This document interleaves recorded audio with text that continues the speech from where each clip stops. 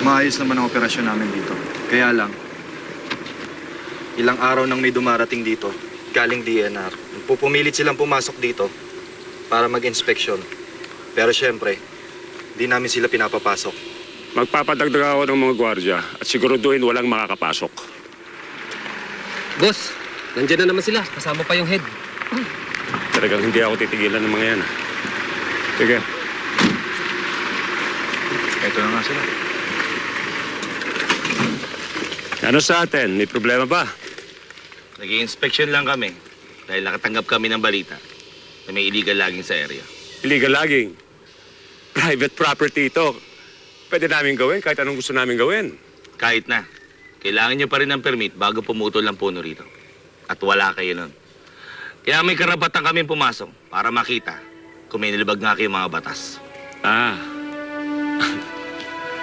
Mga bagay na yan na pag-uusapan. Hindi nyo ako madadaan sa pakiusap at mga sukol ninyo. Tara, pumasok na tayo. Tara.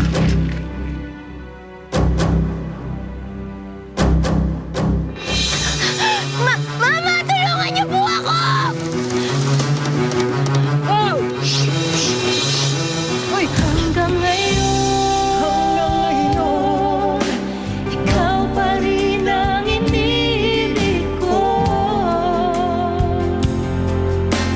Ikaw pa rin ang natatanging Mukhang magiging problema ang isang yun. Lahat ng offers natin, tinanggihan niya. Ititaanan natin sa ibang paraan. Anong ibig mo sabihin?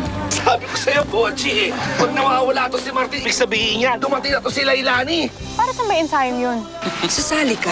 Hindi ba delikado? Ma'am, si Martin daw ang isa sa pinakamahusay dito. Nandyan ka pala. Sana nga ikaw wala eh. Ba't di ka nag-iingat? Kasi naman ikaw eh. Hoy, bakla! Huwag ka nakikialam! Huwag mo naman siya basusin. Papalag ka ba? Handa na rin akong kalimutan kung ano yung nangyari sa auto ko. Sa isang kondisyon, sana ilakad mo kay Lelani.